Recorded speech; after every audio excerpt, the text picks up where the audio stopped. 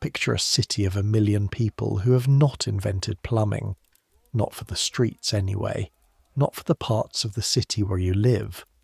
Now fill it with summer. A Mediterranean summer. July in a city built of stone and brick, where the buildings press together so tightly that the streets between them are more like cracks than roads, and the heat that builds up in those cracks has nowhere to go. It just sits there, radiating back up from the pavement long after the sun has gone down, sitting on your skin like a hand that won't move. Add to that the smell of garum. If you don't know what garum is, I need you to take a moment and appreciate how lucky you are, because garum is Rome's answer to salt. It is the condiment on every table, the ingredient in every dish, the flavour that defines the entire cuisine of the most powerful civilization the ancient world produced. And garum is made by packing fish, whole fish guts, fish heads, fish eyes, the parts of the fish that even an optimistic fisherman wouldn't keep, into clay jars with salt, sealing them up and leaving them in the sun for several months while the whole thing ferments, while it rots. While the fish liquefies into a thick, brown, aggressively pungent liquid that smells like something died inside the sun itself. That is garum. That is the signature scent of Roman cooking, and every taberna, every thermopolium, every corpona from the Subura to the Aventine keeps a jar of it behind the counter, adding it to everything from lentil stew to roasted dormice. Now add the wine, not good wine, cheap wine, the kind of wine that the Roman elite would use to clean their floors and that everybody else drinks by the amphora load because water from the street fountain is only slightly less likely to kill you. This wine has been sitting in clay amphora sealed with pitch since sometime last year. It has been cut with water and sometimes honey and sometimes pine resin and sometimes, God help you, seawater. Because apparently ancient Roman winemakers believed that what wine really needed was to taste more like the ocean. Add the smoke from 30 clay oil lamps burning animal fat. Add the steam from 3 pots of food that have been simmering on the counter since before dawn. Add the accumulated body heat of 40 people in a room the size of a large bedroom, none of whom have bathed today, several of whom haven't bathed this week, and one of whom, you're fairly certain it's the old man who sits in the corner every night nursing a single cup until you physically ask him to leave, hasn't bathed this month. Add a dog somewhere near the kitchen that keeps investigating things it shouldn't. Add urine. Yes, urine.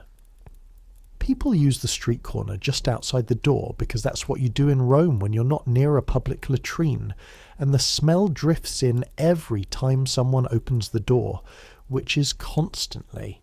That's the Aduus Siphos, the 2 cups, your home for the past 2 years, and you're standing behind the counter, elbow deep in a clay pot of lentil stew that's approximately the temperature of volcanic rock, trying to ladle out another portion for a man who's already told you 3 times that his portion was too small, that you put your thumb in it last time, and that the lentils are hard.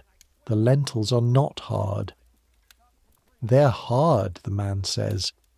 He's a tanner from the street that runs down toward the river. You know because you can smell him above everything else in the room, and that is a significant achievement. Tanning leather involves soaking hides in pits of fermented urine and pigeon droppings. The tanner has spent all day standing next to those pits. He is now standing at your counter, close enough that you could count his nose hairs. The lentils, he says again, are hard. They've been cooking since the 3rd hour of the morning, you say. Your Latin still has an accent. 2 years in Rome and you can't entirely shake it.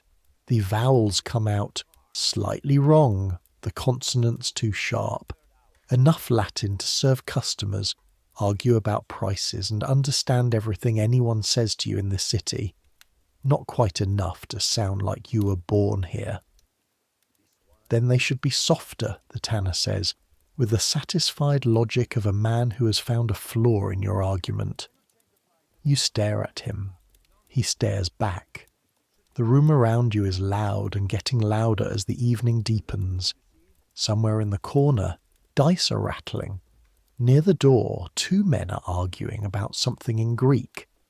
You catch every third word, which is about your level of Greek. And from upstairs, through the thin wooden floor, you can hear the sounds of whatever is happening in the room that Marcus Cotter rents by the hour. It is the 10th hour of the night. In Roman time, the night is divided into 4 watches. The first watch runs roughly from sunset to the 3rd hour of the night. You are somewhere in the first watch, edging toward the second.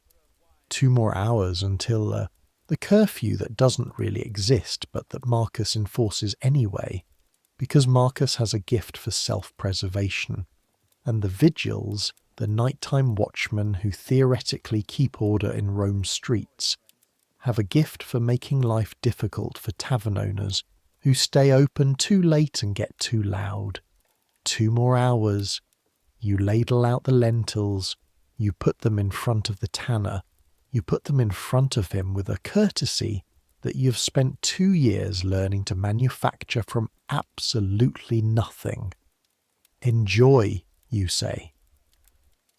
The tanner looks at the lentils, looks at you. The lentils have been cooked since the 3rd hour of the morning and are in fact softer than most of the people you've met in this city. But you're not going to say that out loud.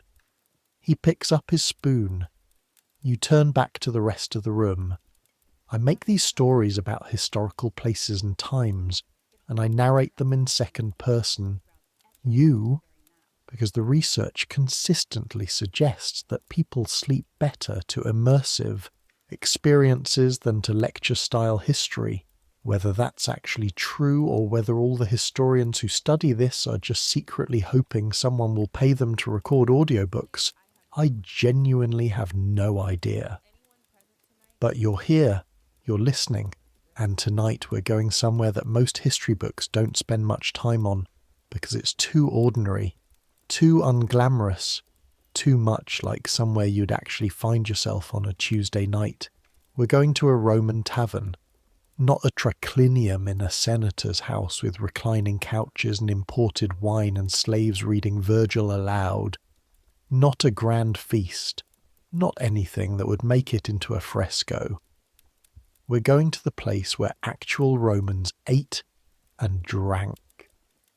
Where the tanner sat after a day knee-deep in fermented waste. Where the porter put down his load. Where the freedman who used to be a slave and now owned a small shop sat in the evening and tried to feel like his life had amounted to something. So get comfortable. Turn over if you need to. This is going to be a long night. Here we go.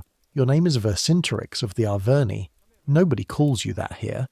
Not because it's hard to say, though it is by Roman standards hard to say, but because nobody in Rome cares where you came from, with the enthusiasm that people in your village had for where you came from.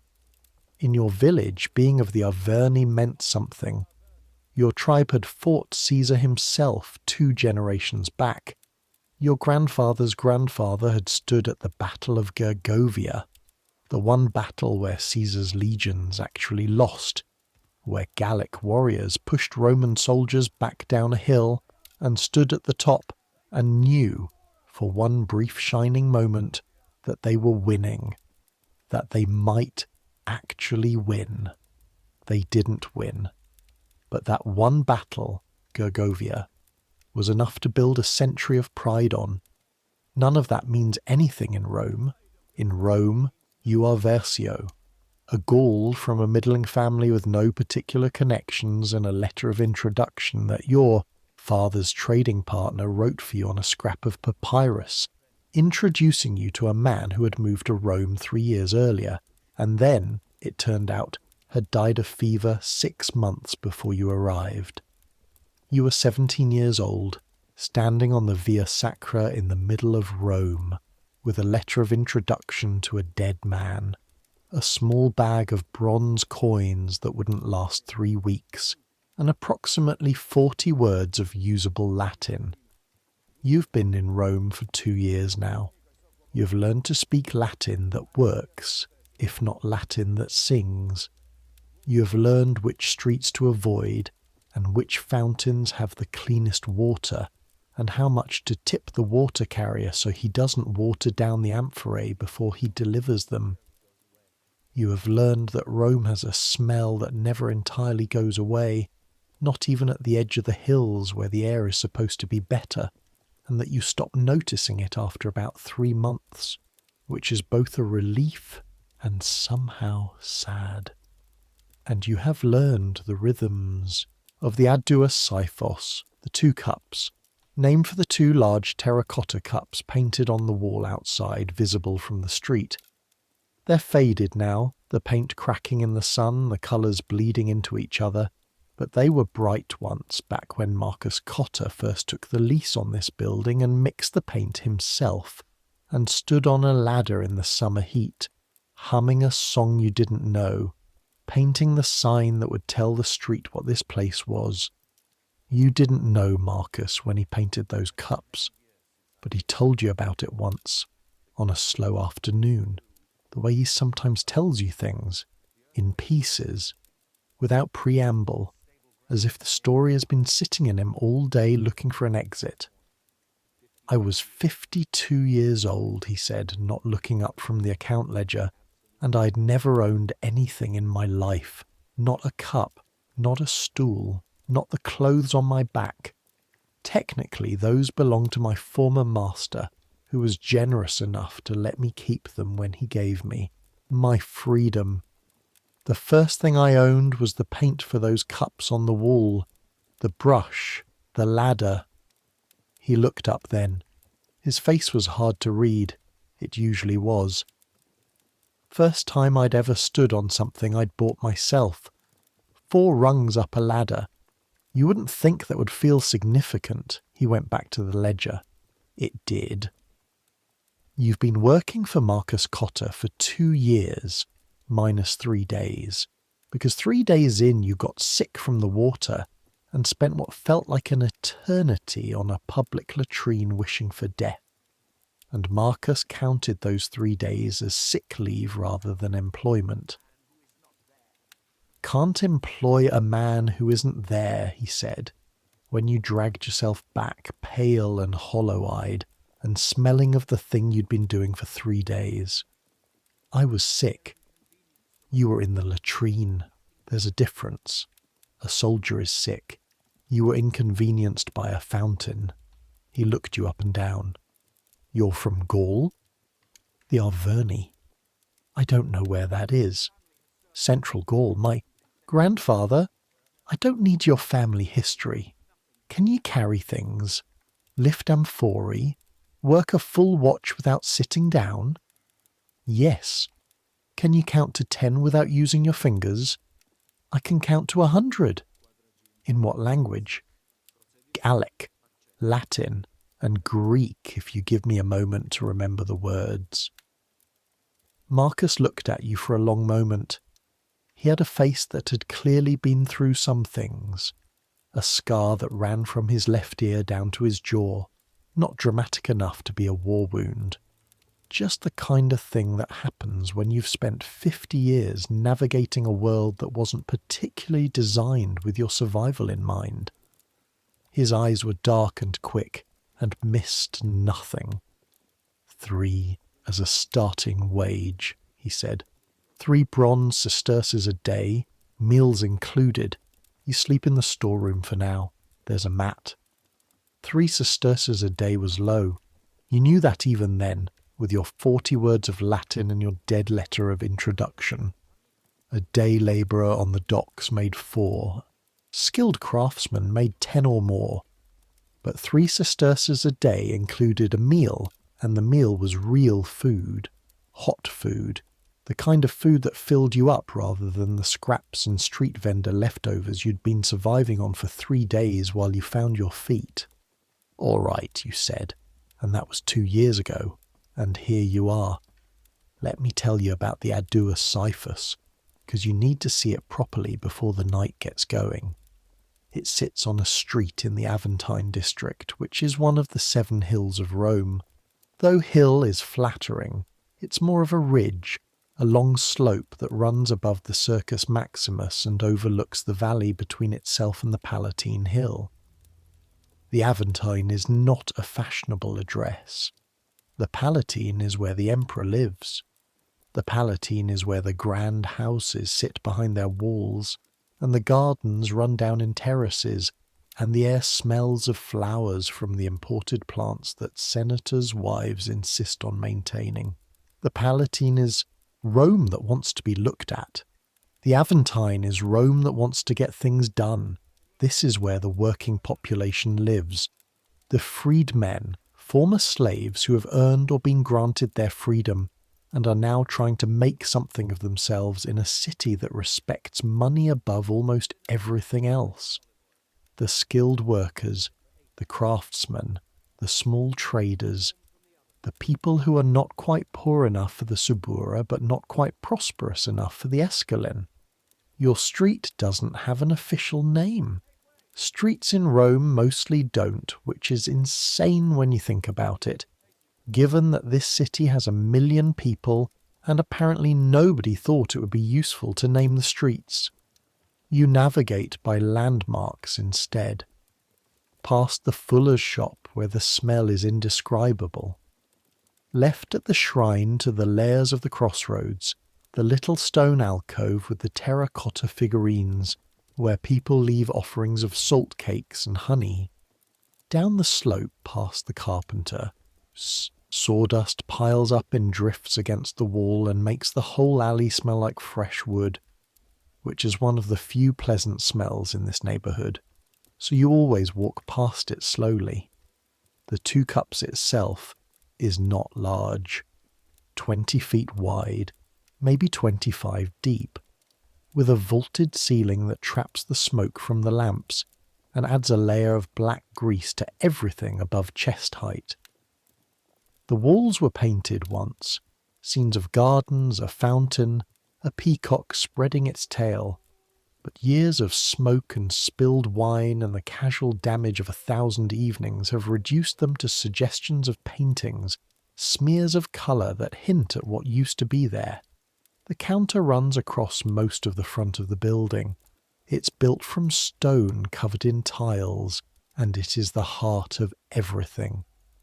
In the top of the counter are 3 deep holes, round openings fitted with clay pots like sockets. 2 of those pots are heated from below with coals, keeping whatever's in them warm. One is cold, storage, currently full of hard-boiled eggs packed in salt.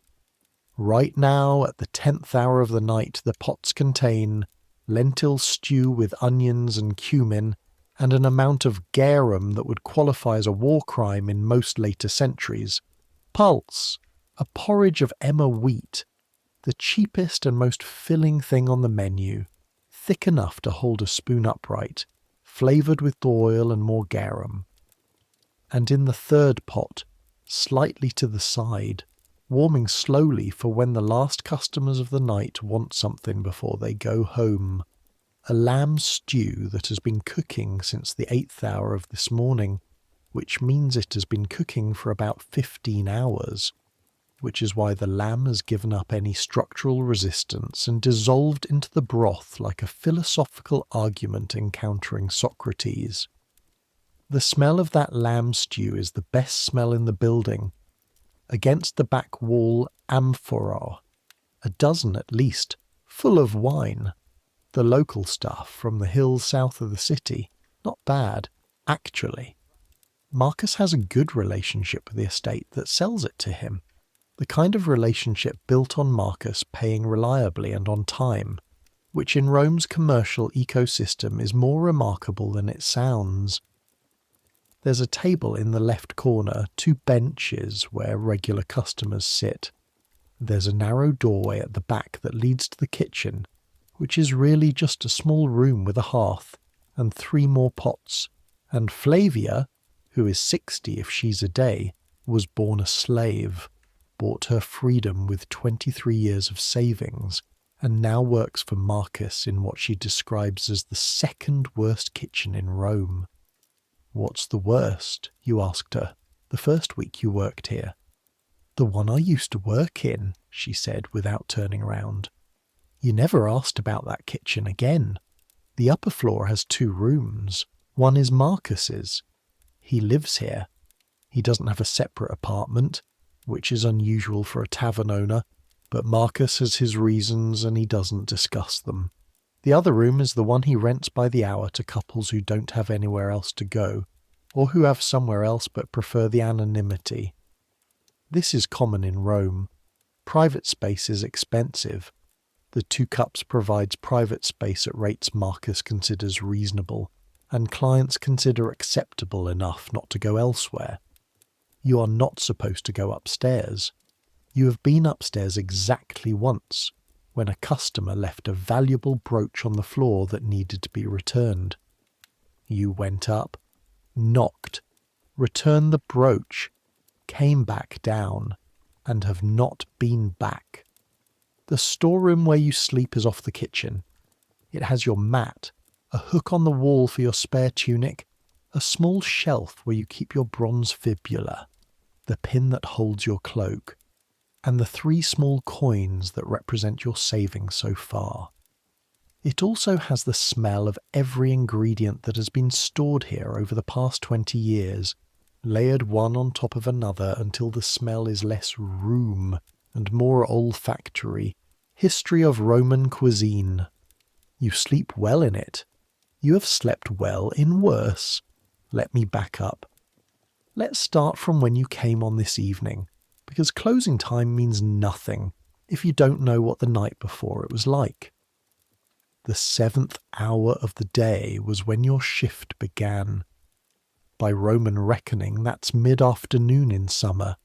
Rome keeps their days divided into 12 hours from sunrise to sunset, so a summer hour is longer than a winter hour, which is the kind of thing that seems like it shouldn't bother you, but which, after 2 years, still occasionally makes you feel like time itself is gaslighting you. By the 7th hour, the lunch rush was done.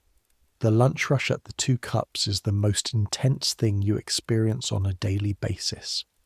From the 3rd hour to the 5th, the street fills with people who work nearby and have 30 minutes between whatever they do in the morning and whatever they do in the afternoon.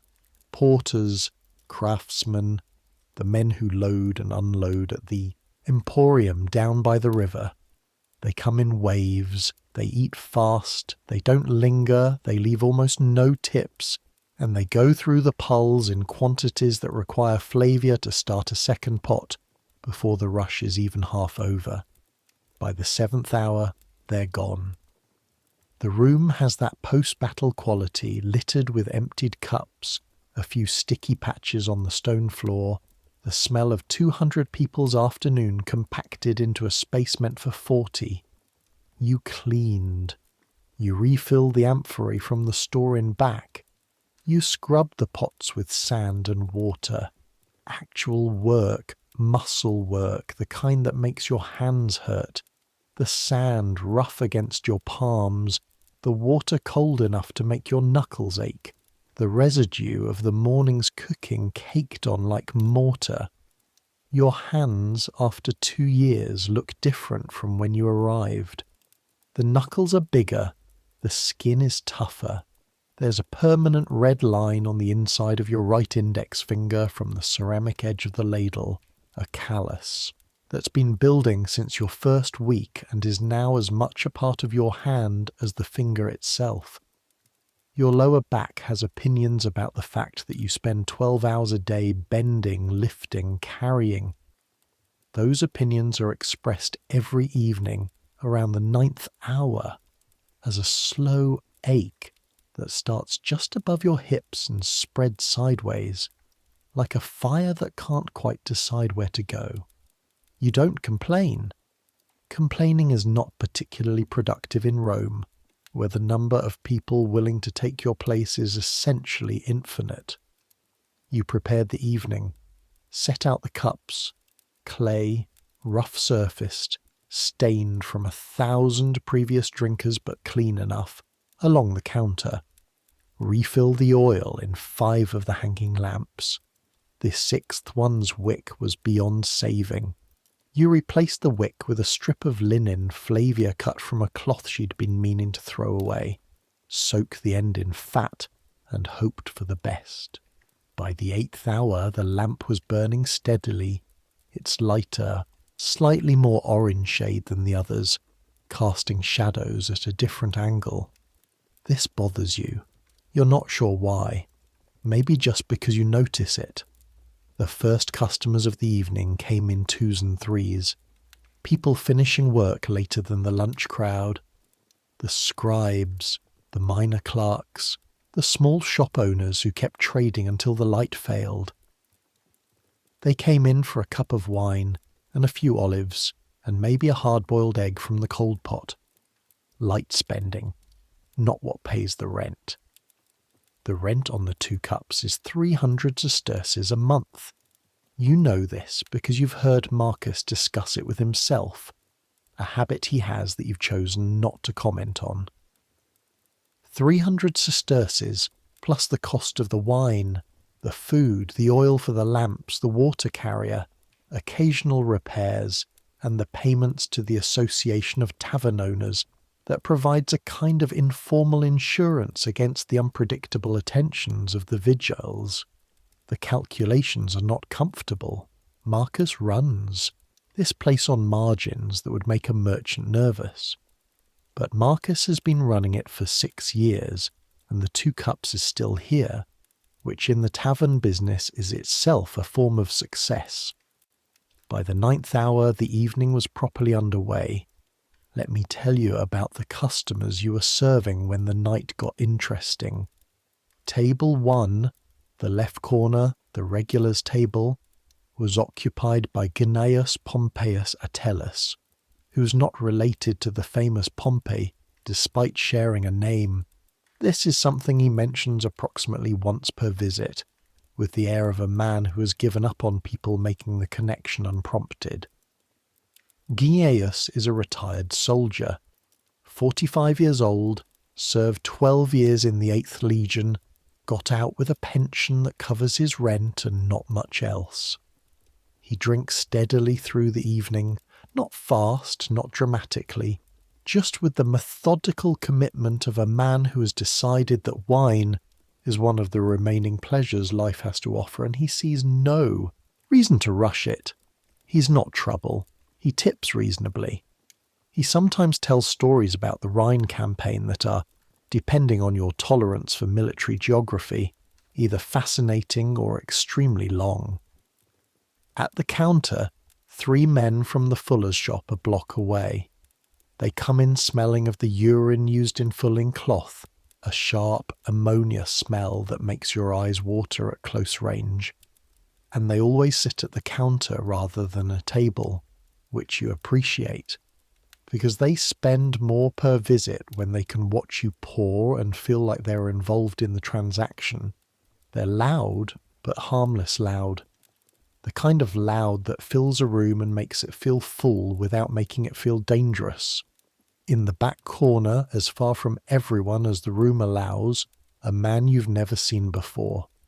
He arrived at the start of the evening rush, ordered a cup of wine without specifying which variety, a sign, in your experience, either of someone who doesn't care or someone who has too much on their mind to think about wine, and has been sitting there ever since staring at the cup without drinking much of it. He's young, maybe your age, maybe a little younger, dark-skinned, Syrian or Egyptian by the look of him, with the kind of close-cropped hair that means either he's recently been a slave or he currently is one. He's wearing a plain tunic with no ornament, no fibula on the shoulder, no ring on his fingers.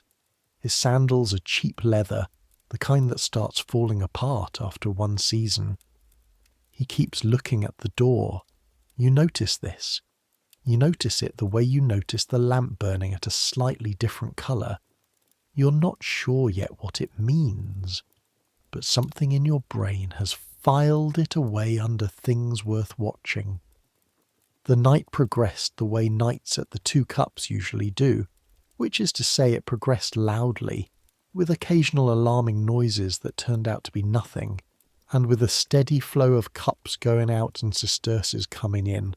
Titus, your colleague, the other server, a Roman-born 22-year-old with the kind of easy charm that makes him good with customers and terrible at the parts of the job that require sustained effort, had been due to come in at the 8th hour and arrived at the 9th. Cart accident on the Via Ostiensis, he said, sliding behind the counter with the fluid grace of someone who's been making this exact entrance at this exact time for long enough that he stopped needing to apologise for it. Everything backed up. You know how it is. Marcus looked up from the ledger he was working at the corner of the counter. He said nothing. He didn't need to. Marcus had a gift for communicating volumes through the precise quality of his silence. Titus picked up a ladle and started serving. You exchanged a look. The look said nothing in particular because you and Titus don't have the kind of friendship that communicates in looks. He's pleasant. He's not unkind. But Titus was born in Rome, in the Subura, son of a freedman who'd made enough money to give his son a proper education and connections in the Guild of Tanners. Titus is here because he's working off a debt to his father's friend who recommended him to Marcus. He'll be gone in another year when the debt is clear and he has enough to set himself up in something better. You don't hold that against him. Everyone in Rome is passing through on their way to something else.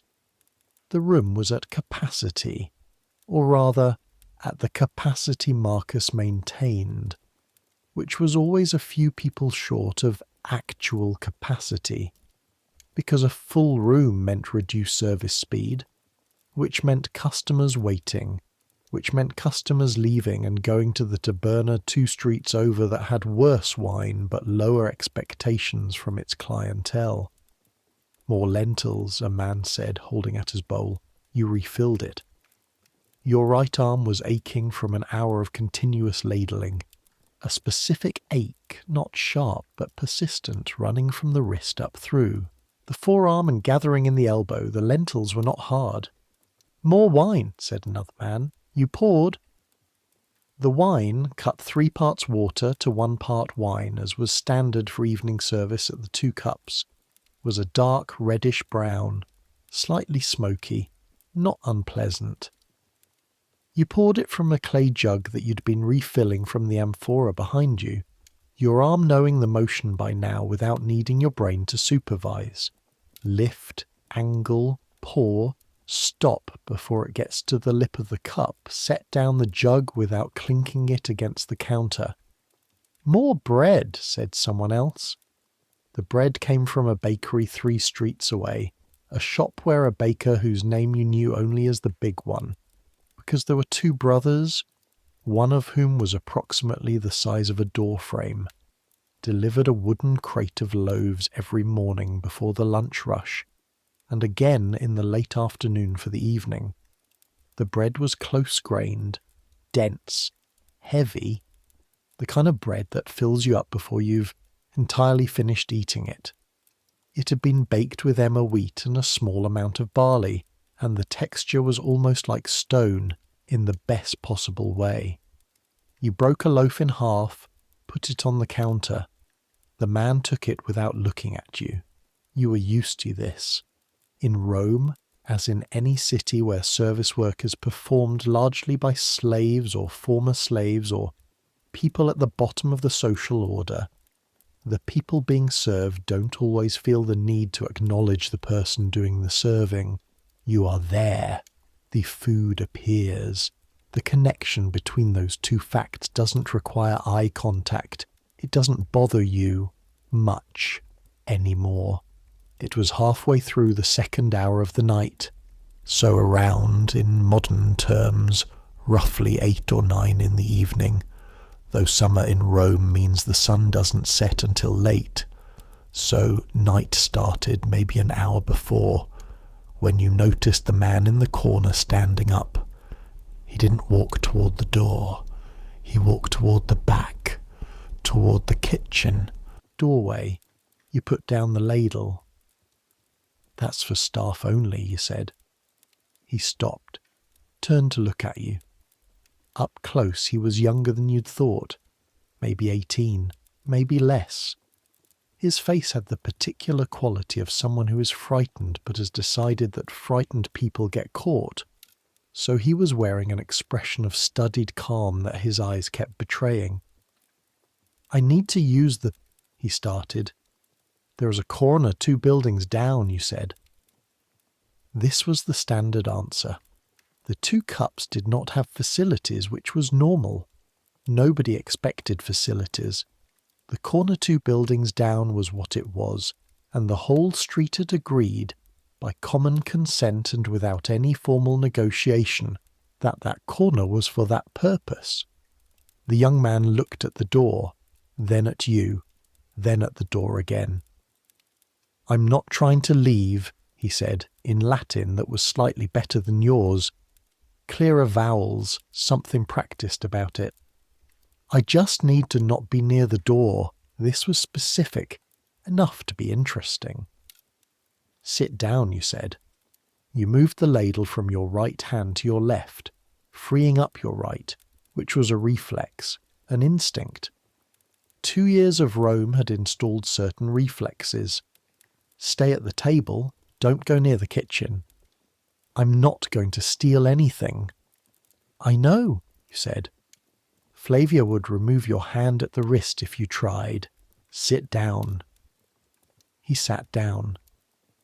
You poured him another cup of wine without being asked, carried it to the table, set it in front of him, and stood there for a moment. Who you worried about, you asked. He looked up. You could see him deciding whether to answer. Drink the wine, you said. Think about it.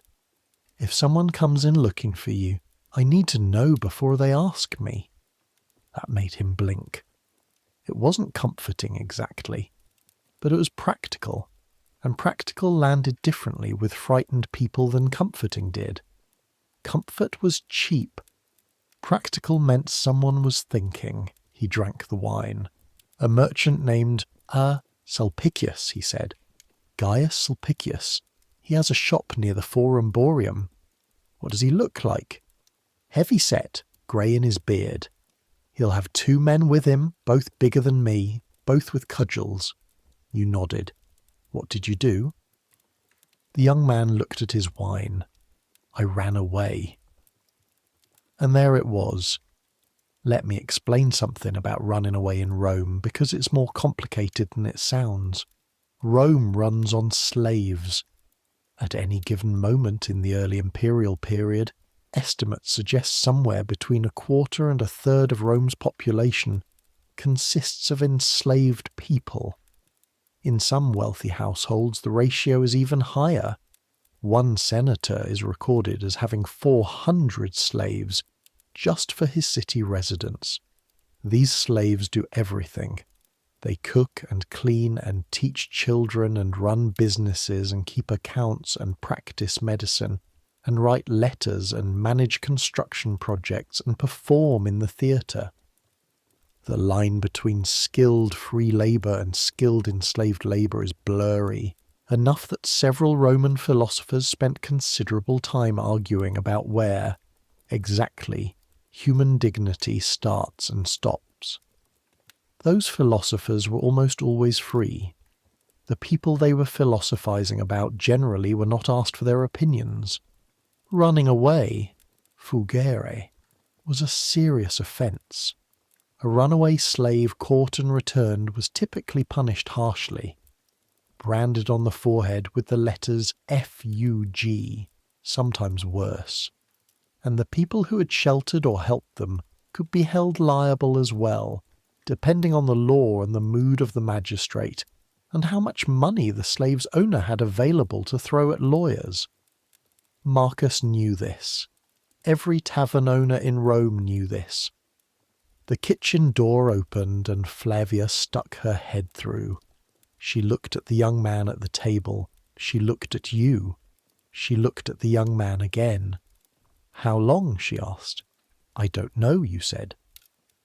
She made a sound that conveyed her opinion of situations where answers were, "I don't know," disappeared back into the kitchen, and moments later reappeared with a bowl of lentil stew and a hunk of bread, which she set on the table in front of the young man with a thump that was not gentle, but was not rough either.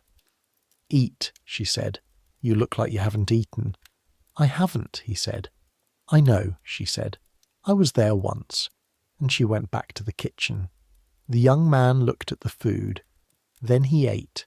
He ate fast, the way hungry people eat when they're not sure when they'll eat again, scooping the lentils with the bread and not bothering with the spoon Marcus kept at every table. You watched him eat. Then you went back to the counter, because the fuller's men needed refilling, and Naeus in the corner was signalling for another cup, and the night didn't stop because one person's situation was complicated. You don't know how Marcus finds out things. You've been trying to figure this out for 2 years, and you're no closer to an answer. He was in his room upstairs when the young man arrived. He'd been up there since the 7th hour doing what he does up there. Sleeping, probably, because Marcus sleeps in the afternoon the way other people sleep at night. 4 hours or so, waking fresh and alert in the evening while everyone else is starting to get tired. He came downstairs at the 9th hour, moving quietly, the way big men sometimes learn to move when they've spent years in environments where quiet was safer than loud. Marcus was not a small man.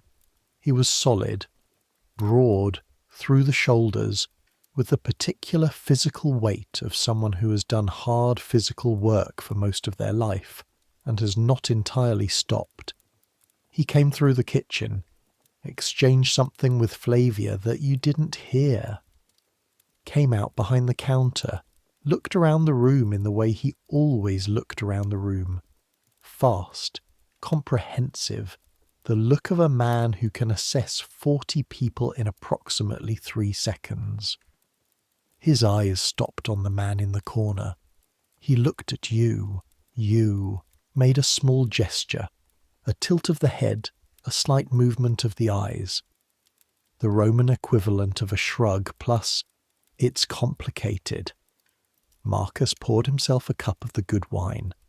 The wine he kept for himself in a separate amphora that nobody was allowed to touch. He drank half of it, slowly, looking at the room. Then he walked to the corner table. You couldn't hear what he said to the young man. The room was too loud. But you watched the body language. Marcus sitting down, unhurried, relaxed, with the posture of a man who has nowhere else to be and nothing pressing on his time. The young man's shoulders, which had been drawn up toward his ears since he'd arrived, slowly lowering. Something being exchanged. Information, probably. Marcus sat for about 5 minutes. Then he stood, walked back to the counter and picked up his wine. "His name is Surus," Marcus said, without looking at you. "From Syria originally. Brought to Rome 8 years ago. Worked for Sulpicius for 3 years as a household slave. Ran 2 weeks ago." "Why?" Marcus set down his cup. "Does it matter?" You thought about this. In the technical, practical sense, it didn't matter. Runaway slaves were runaway slaves. Legally. The reason didn't change the status, but you'd come to Rome from Gaul, and you'd been 17 years old with 40 words of Latin and a dead man's letter of introduction, and something about Surus's face, the careful calm over the real fear, the practiced expression over something he'd had a long time to practice, felt like something you recognized. "Not legally," you said. "No," Marcus said. Not legally. He picked up his wine again. He says Sulpicius beats his household slaves. Regularly. He has the scars. A pause. I didn't ask to see them. I believed him. You said nothing. We will probably have visitors tonight, Marcus said. The two men with cudgels. He looked at you. You spoke to him. Briefly. Good. He finished his wine. When Sulpicius arrives, and he will arrive, because men like him always do, you are serving customers. You saw no one. You know no one. The door has been open all evening and many people have come through it, and you cannot be expected to remember every face. He set down the cup. Do you understand? Yes, you said. This is not generosity, Marcus said. I want you to understand that. This is risk management. The story of a tavern owner who knowingly harboured a runaway slave is bad for business. The story of a tavern owner too busy with a full house to notice every face that passed through is merely normal. If the law becomes involved, the story must be normal. He looked at you with those quick dark eyes. However, he said, if the law does not become involved, that is also acceptable. He went back to the counter. You went back to the lentils. In the corner, Surus ate his bread. There was a moment, around the middle of the night, when the room went through one of its occasional natural quieter periods. These happen in taverns, 10 or 15 minutes when conversations ebb, when the dice game pauses, when people are eating rather than talking, when the evening is catching its breath before the next wave. You took advantage of it to wipe down the counter, which needed it, and to move from the counter to the table in the corner, carrying a fresh jug of wine that technically nobody had ordered. Surus looked up when you approached. You don't have to do that, he said. I'm not doing anything, you said. I'm refilling your cup. It's empty, that's what I do. You poured the wine. You talked to the owner, he said. It wasn't a question. Marcus talks to everyone. It's how he runs his business. He didn't report me. Not yet. Surus nodded. He understood the pragmatism. You could see him understanding it. The slight settling of the shoulders, the slight clearing of the eyes. Pragmatism was something he had learned to work with. Where will you go? You asked. You shouldn't have asked. It wasn't your concern and it complicated things, but the evening was quiet enough that it felt possible. Ostia, he said. There's a ship, a captain who doesn't ask questions about where people come from if they can work the rigging. You know how to work rigging? I'm learning. You looked at him for a moment. You thought about the Via Sacra 2 years ago, with your 40 words of Latin and your dead man's letter. You thought about the feeling of standing in a city that was operating at a scale you'd never imagined, and feeling absolutely certain that you didn't know enough, hadn't prepared enough, hadn't been enough to survive in it. Ostia's 14 miles, you said. That's 2 days walking if you go slow, less if you know the road. I know the road. There's a milestone at the 7th mile with a shrine to Mercury.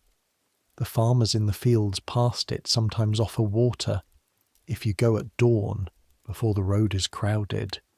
He looked at you. I might know someone at the port, you said. I don't know that I do, but I might. I'll ask Marcus. Why are you... I'm not doing anything, you said again with the same inflection as before, and this time he understood it, and nodded, and let you walk back to the counter. You poured 3 cups for the fuller's men. You refilled Gnaeus's wine. You broke bread for a new customer who'd come in late, a thin young woman who looked like a weaver from the mill up the hill, her fingers raw and red from a day at the loom, her eyes carrying the specific exhaustion of someone who's been doing one repetitive motion for 10 hours and needs to stop seeing the motion when she closes her eyes. She ordered pulls and sat at the counter with her elbows on the tile and ate in complete silence, looking at nothing. You didn't bother her. Some people come to taverns to be around other people. Some come to be among other people without having to be with them. The distinction matters. Here is something about Rome at night that you don't learn until you've spent real time in it. The daytime city and the nighttime city are almost completely different cities. In the daytime, Rome runs on commerce. The streets are clogged from dawn with the traffic of 1 million people doing the business of 1 million people. Carts and wagons, banned within the city walls in daylight, which is why they do all their deliveries at night, creating a different kind of chaos. Traders and buyers and runners and porters and the litter bearers who carry the wealthy through the streets, and the slaves of the wealthy, and the freedmen of the wealthy, and the hangers-on of the wealthy, and all of it moving constantly, noisily, with the energy of a civilization that built the Pantheon, and the aqueducts and the sewers and the roads, and is not particularly planning to slow down. At night, the official city sleeps. The unofficial city is something else entirely. The wagons come out.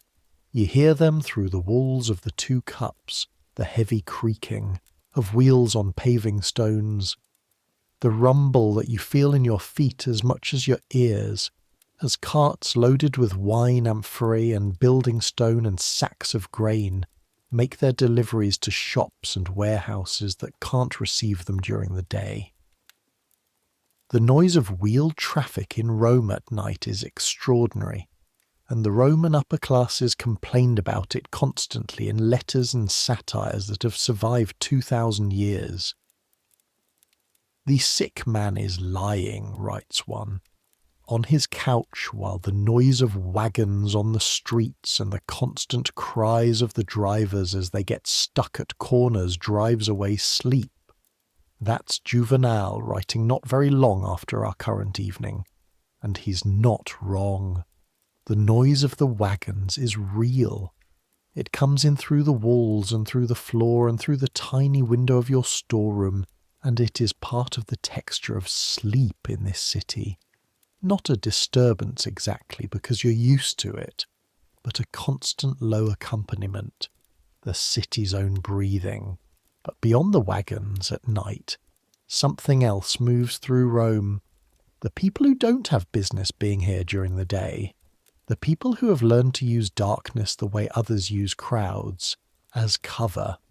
The thieves and the pickpockets and the desperate poor who have nothing to steal and no particular plan beyond getting through the night. And the gangs. Rome's neighbourhoods have gangs. They always have.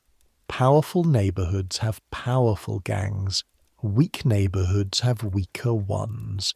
And the hierarchy of who controls which streets shifts regularly enough to require constant updating. The vigiles, the city watchmen, nominally keep order, but the vigiles are chronically understaffed, not particularly well paid, and sufficiently pragmatic about their own survival that they maintain working relationships with many of the same people they're nominally supposed to arrest. The Aventine at night is not the most dangerous district in Rome. The Subura, the valley district between the Arab hills, has a bleaker reputation. But the Aventine has its dynamics, and one of those dynamics is that between the 3rd and 4th hours of the night, a group of men associated with a freedman named Publius Atilius moves through the neighbourhood in a route that takes them past, among other places, the Addua Skyphos. Marcus pays Publius Atilius a monthly fee. In exchange, the men don't break Marcus's windows. This is called a collegium technically, an association. In practice, it's the oldest financial arrangement in the history of cities. You learned about this on your 3rd week of employment, when Marcus sat you down and explained, with the calm directness that characterized all his most important explanations, that there were certain arrangements you needed to understand. The vigils won't help you if something goes wrong at night, he said. Not quickly enough to matter. There are other arrangements. The fee, you said. The monthly fee ensures we are recognized as belonging to this street, protected by the same conventions that govern this neighborhood. A pause. It is not a comfortable arrangement. It is the arrangement that exists. This is Rome, you thought. It's the arrangement that exists. Is Publius Attilius dangerous? You asked. Marcus looked at you with the expression he reserved for questions that were technically correct, but practically beside the point. Everything in Rome is dangerous, he said. The skill is in knowing which danger you have agreements with. The door opened. Not the way customers opened it. The casual push, the drift inward while already looking for a seat. This was the way people open doors when they want you to know they're used to doors opening for them. 3 men. The one in front was heavy-set as advertised, grey at the temples and in a beard that had been trimmed within the last day or two, but had the look of someone who maintained his appearance out of habit rather than vanity. He was wearing a toga, not unusual, in public, but this was evening, and the toga was a statement. In Rome, the toga marks a Roman citizen on formal business. At this hour, in this neighbourhood, it said, "I am here officially." Behind him, 2 men who were not wearing togas, one heavy-set, one lean, both carrying cudgels, the short wooden clubs that were the weapon of choice for men who wanted to do damage without the legal complications of a blade. Gaius Sulpicius, almost certainly. The room registered their arrival the way rooms register the arrival of tension, a slight increase in stillness. Conversations that had been flowing without thought began to edit themselves. The fuller's men at the counter turned very slightly away without obviously turning away. Gnaeus in the corner looked at the newcomers and then looked at his wine with the expression of a former soldier who recognizes a situation that is not his problem. You kept ladling. Sulpicius moved to the counter. He stood there for a moment, the way men stand when they expect to be immediately addressed, and when you did not immediately address him, his expression shifted to the specific irritation of someone whose expectation of social hierarchy has not been met. "The proprietor," he said. "Marcus will be with you shortly," you said without looking up. "Can I serve you while you wait?" "I'm not here for wine." "Then you're in the wrong place," you said. "We serve wine and food." A pause. The way silences in Rome work is that they have weight. This one had the weight of a man assessing whether to be angry about something or to be practical about it. "I'm looking for property that belongs to me," Sulpicius said. "A young man, Syrian, dark complexion. He may have come through here." You looked up at him. "Many people come through here," you said. "It's a tavern. This one would have been alone, nervous." You thought about the instruction. You saw no one, you know no one. Many people pass through and you cannot remember every face. Most people who come in alone are nervous, you said. That's why they come to a tavern. You kept your voice mild, your face neutral. This was something Rome had taught you. Not how to lie exactly, but how to be truthful in ways that conveyed specific truths and left other truths technically unaddressed. "Were you looking to eat? The lamb stew is excellent." Sulpicius looked at you. His 2 men had spread slightly, one to each side, which was a positioning that you recognized and did not appreciate. "If you're sheltering a fugitive," he began. "I'm sheltering customers," you said. "Anyone with a coin is a customer. The law on that is reasonably clear." This was true, technically. Roman law on harbouring fugitives was more complex than Sulpicius's tone implied, particularly if the harbouring was incidental rather than deliberate, and particularly if the tavern owner could demonstrate that they had no knowledge of the individual's status. Sulpicius looked around the room. His eyes moved, carefully. You could see him cataloguing faces, checking against a mental image. His eyes found the corner table, found the empty bowl, the empty cup. The corner was empty. You did not show relief. You had been showing no emotions for the past 10 minutes, and this was not the moment to start.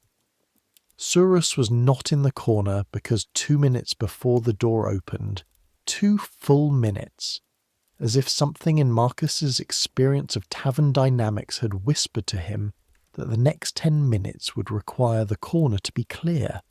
Marcus had appeared from behind you, walked to the corner, said something to Surus in a voice too low to hear over the room's noise, and the young man had stood and gone through the kitchen door. You didn't know where he was now. You didn't need to. He was here, Sulpicius said.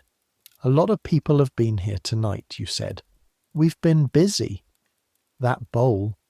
He pointed at the corner. The bowl Flavia had brought out, the bread, the lentils. A customer. He left. Perhaps half an hour ago. You made your voice vague, not dismissive. Dismissive would have been suspicious. Vague, as if you were retrieving a memory from many such memories. I don't recall his face particularly. We get 30, 40 customers in the evening. Sulpicius stared at you. You stared back. You'd been staring at difficult people across a counter for 2 years, and you had become, if nothing else, good at staring back. If you're concealing property, Sulpicius said, there are legal consequences. I'm selling lentil stew, you said. The legal consequences for that are fairly limited. One of the men with the cudgels moved slightly. Your hand below the counter where it wasn't visible found the ladle. A heavy clay ladle.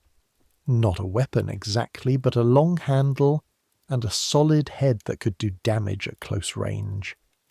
The moment had weight. The whole room was involved in it now, in the way rooms get involved. Not participating, but aware. Present. The door opened again. The man who came in was wearing the uniform of the vigils, the short tunic, the leather cap, the hook and bucket insignia that marked Rome's night watch.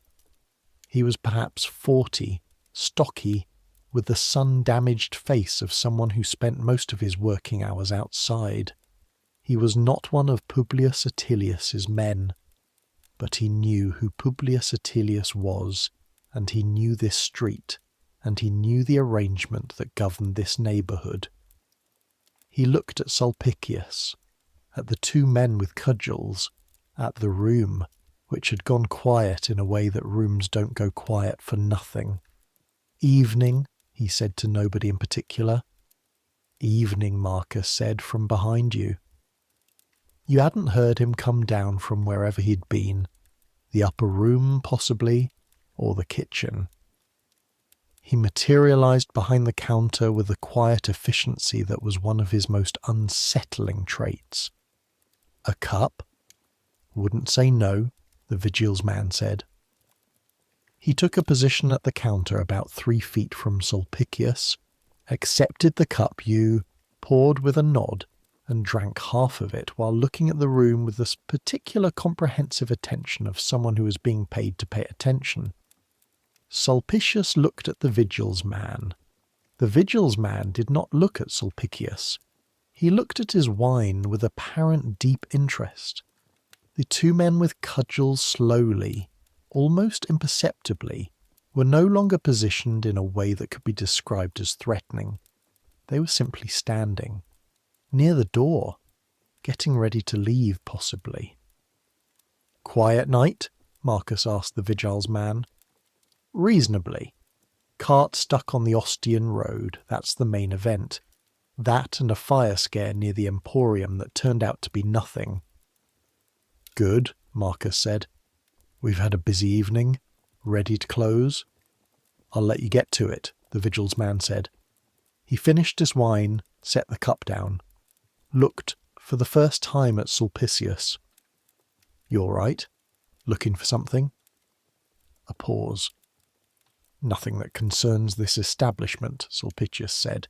His voice was flat. He'd worked out the situation, the arrangement, the street, the alignment of interest that made this particular line of inquiry unprofitable. Right, the vigil's man said. Have a good night. He nodded at Marcus, nodded at you. He left. Sulpicius looked at you for one more moment, then at the room, then at Marcus, who was already looking back at the ledger on the counter, the pen moving. If I find he was here, Sulpicius said. He wasn't, Marcus said without looking up. My staff remember no one matching that description. If you'd like to make a formal complaint through the appropriate channels, I'd recommend consulting a lawyer in the morning. He looked up. The lamb stew is 1 sesterce. The pulse is half. Will you be eating? Sulpicius left. His men followed. The door closed. The room exhaled. Not visibly. Nobody had been visibly tense, because in a city where public behaviour was performance, visible tension was an admission. But the collective exhale was there. Fuller's men went back to their loud conversation. Gnaeus drank his wine. The weaver woman had not moved from her bowl of pulse and appeared to have missed the whole thing. You put down the ladle. Thank you, you said to Marcus, quietly. For what? He said. I was working on the ledger. You went back to the counter. The actual mechanics of closing a Roman tavern at the end of a long evening are unglamorous but specific, and you know them the way you know the back of your own hand, which is to say thoroughly and with an awareness of every small ache and imperfection. The last customers left by the 2nd hour of the night, later than Marcus preferred, but the fuller's men had been in a conversational rhythm that kept refilling their cups and prolonging the evening, and Gnaeus had fallen asleep in his corner in the way Gnaeus sometimes did. A gentle sleep that Marcus had long since decided was preferable to waking him and dealing with the conversation that followed. You woke Gnaeus at the 2nd hour, which you did by the method you developed over 2 years of practice.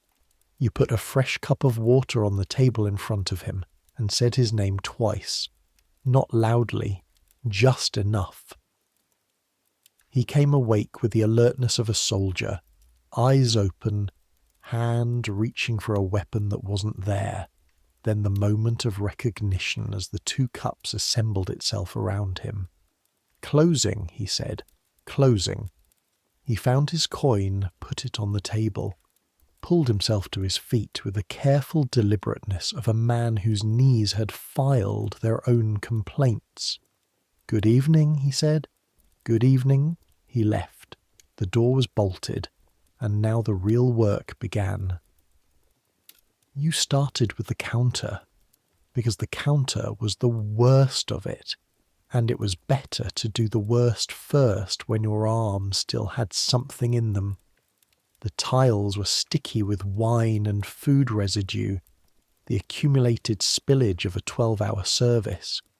You poured water, cold water from the clay jar kept under the counter, onto the surface and worked it with a rag made from an old tunic that had been cut into cleaning cloths.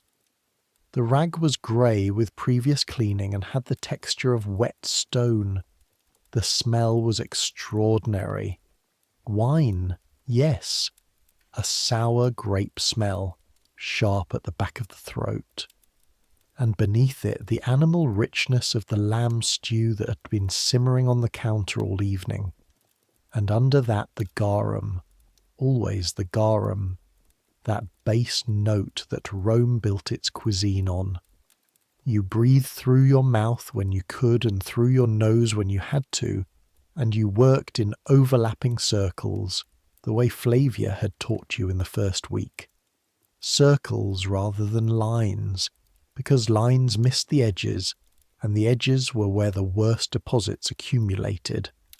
Your shoulders burned from the pressure of the scrubbing. The cold water numbed your fingers enough that you couldn't feel the individual bristles of the cleaning cloth anymore. You were working by pressure and movement, by the feedback that came through your palms and wrists rather than your fingertips. Titus was doing the cups. The cups were stacked near the counter in a wooden crate. 37 of them from tonight's service, each needing to be washed and dried and stacked for the morning. This was how you knew how many customers you'd served. You counted the cups at the end of the night every night, because it was how Marcus tracked the evening's service against the evening's takings. Titus was washing them in a clay basin of water, his hands working through the stack with a rhythm you could hear. The soft knock of clay on clay, the slosh of water. He was humming something. He often hummed when he worked, a habit he seemed unaware of, a low sound in the back of his throat that was almost below hearing. You worked. 15 minutes for the counter, then the tables, 3 tables tonight. All needed wiping. 2 needed the benches moved to clean underneath, because people spilled under tables with a commitment they wouldn't show anywhere else. The floor was stone, uneven, fitted without mortar, the gaps between the slabs collecting the day's evidence. Breadcrumbs, spilled wine, a coppers that someone had dropped and not retrieved. You pocketed the as, because that was the rule. Anything left behind that wasn't claimed belonged to whoever found it, and Marcus had established this rule explicitly and consistently. The as was a tiny coin, the smallest denomination in Rome, worth approximately enough to buy 1 olive. You pocketed it anyway, because an as was an as. Flavia came out of the kitchen at the 3rd hour, her sleeves rolled above her elbows, a cloth wrapped around her waist. She surveyed the front room with the quick, comprehensive eye of someone who had spent 40 years evaluating spaces in terms of what needed to be done next. "Stew," she said. "How much left?" "Enough to be worth nothing tomorrow and enough to pour down the drain tonight." She put her hands on her hips. "Help me carry it." The lamb stew pot was heavy.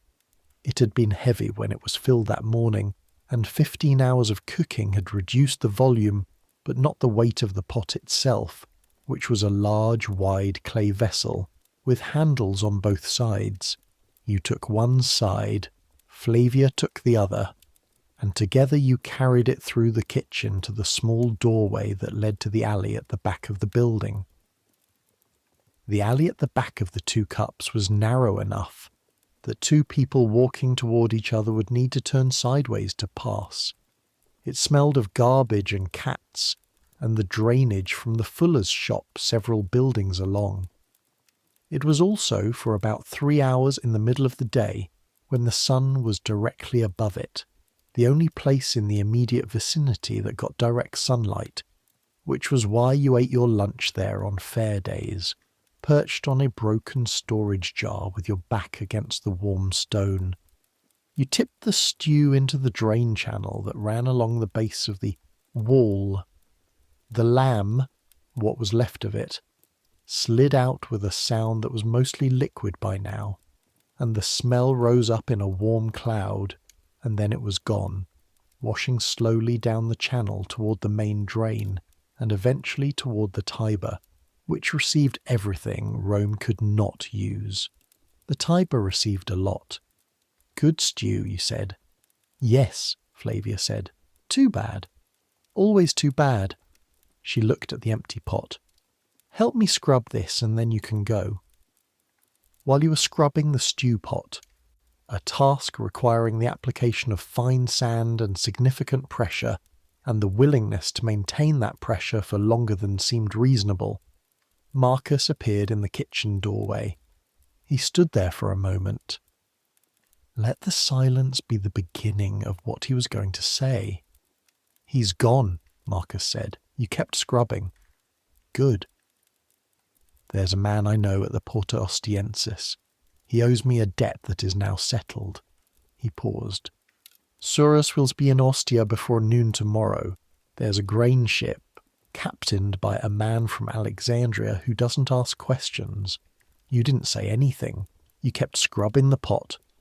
The sand was rough against your fingers, and the residue of the lamb stew was stubborn, and the work required concentration." "You told him about the milestone," Marcus said. It was not a question. "The farmers past the 7th mile sometimes offer water," you said.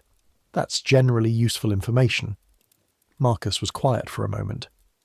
"You're from Gaul," he said. "Averni." "Yes." Another pause. "When I came to Rome, when I was freed, this was 30 years ago, my former master gave me a purse of coins, 70 sesterces, enough to last 2 months if I were careful. He said, 'You're on your own now. Good luck.' And he meant it kindly. That was kindness for a freedman. You kept scrubbing. I stood outside his door with my 70 sesterces, and I did not know." He stopped, started again.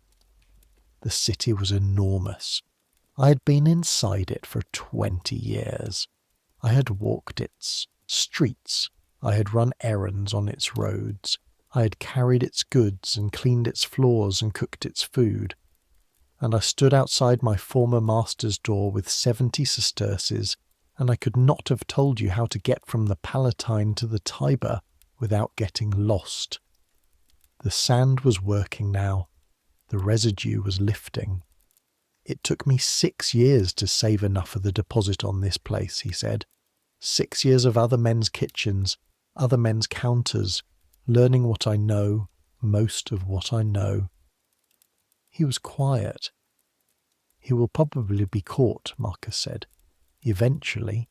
Most of them are." He said this without judgment and without cruelty, the way you state a probability. "But most of them, when they're caught, have had some time first. Ostia to Alexandria is 10 days. Alexandria to anywhere is 6 months." He turned to go back to his ledger. "Marcus," you said. He stopped. "Why did you do it?" "The risk to the business. The fee to the man at the Porta Ostiensis. None of that was profitable." He turned around. His face had the expression it had when he was going to say something he'd thought about more than he'd admit. "No, it was not profitable." He looked at you. "In my experience, the things that are not profitable are sometimes the only things that matter." He went back to the ledger. You finished the pot. Closing was done by the 4th hour of the night. The pots were clean, the cups were stacked, the floor was swept, the lamps were extinguished one by one, their flames pinched between thumb and forefinger in the quick, practised way you'd learned. Not blowing them out, because blowing caused spattering, but pressing, feeling the brief sting of the flame before the darkness took over. You extinguished the last lamp. The room was dark except for the thin line of moonlight through the gap at the top of the door, and the very faint glow of the city that came through the small high window, the ambient light of Rome at night, the 1,000 fires and torches and lamps that made the sky above the city slightly brighter than the sky above the countryside. Titus had left an hour earlier, claiming an arrangement whose nature he had not specified, and whose wisdom you were not positioned to judge. Flavia was asleep on her mat in the kitchen, as she often was on long evenings. She had a room of her own 2 streets away, but sometimes the energy required to walk there at the end of a service was simply not available. Marcus was at his ledger. The single candle he allowed himself for the last calculations of the evening cast a circle of warm light on the counter. You could go to bed. Your mat was waiting. Your shoulders were aching, your lower back had developed specific opinions, and your feet, 12 hours on stone floors, had a complaint to lodge that would be heard most clearly, and you finally sat down.